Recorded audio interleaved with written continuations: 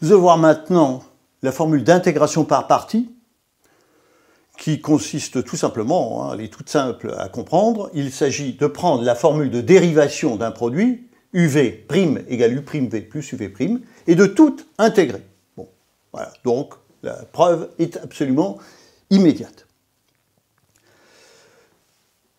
Le domaine de compétence de cette formule, eh bien, c'est essentiellement quand vous rencontrez des fonctions qui se simplifient par dérivation, essentiellement les polynômes, et des fonctions qui ne se compliquent pas par primitivation, c'est-à-dire sinus, cosinus, exponentielle.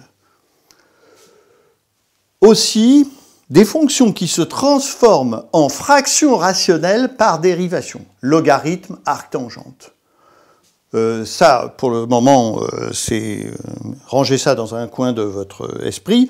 Nous n'avons pas encore vu comment traiter les fractions rationnelles, mais ça s'appelle une rationalisation d'une expression. Vous avez une expression qui n'a pas de fraction rationnelle, par une IPP, on peut éventuellement la transformer en l'intégrale d'une fraction, ou la primitive d'une fraction rationnelle.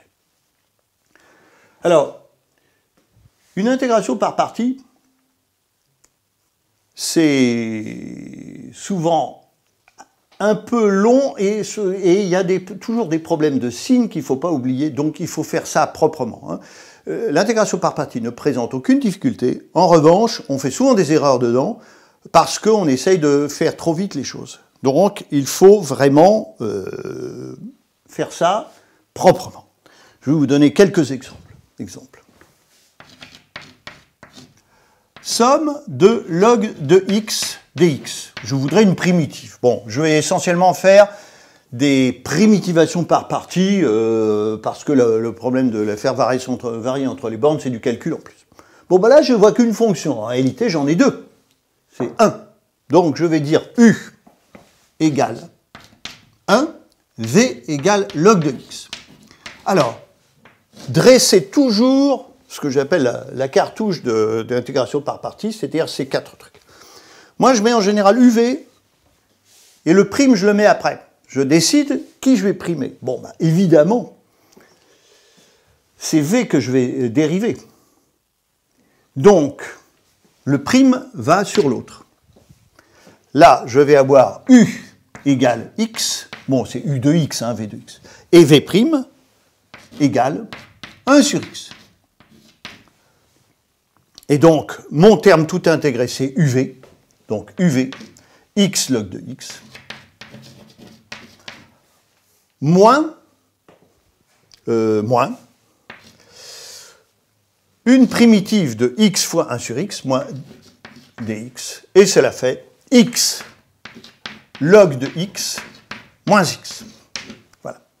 Alors, une telle primitive était calculable en terminale jusqu'il y a peu, puisque le programme de terminale incluait l'intégration par partie, laquelle a inexplicablement, à mes yeux, disparu des programmes de terminale, ce qui fait qu'en terminale, vous n'avez pas vu ça, ou alors, vous l'avez vu selon les techniques de calcul intégral de terminale, qui consistent essentiellement à vous donner une primitive et vous demander de la dériver et de constater, au miracle, cela fait la fonction qu'on veut. Voilà donc un premier exemple d'intégration par partie. On va généraliser l'exemple qu'on vient de voir, et on voudrait calculer somme de xn log de x, bien entendu pour x strictement positif, et n appartenant à n. Même chose, même maladie, même traitement. Ça fait u égale x puissance n, v égale logarithme de x. Bien entendu, c'est lui que je vais dériver, c'est lui que je primitive. C'est exceptionnel. En général, les puissances se dérivent. Mais là, pour une fois, on va la primitiver. Donc, u égale x puissance n plus 1 sur n plus 1, et v' égale 1 sur x.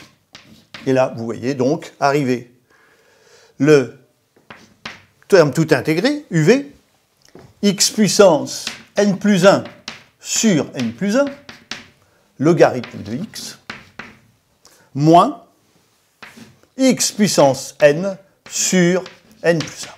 Et voilà. Vous voyez que cette technique rend d'énormes services.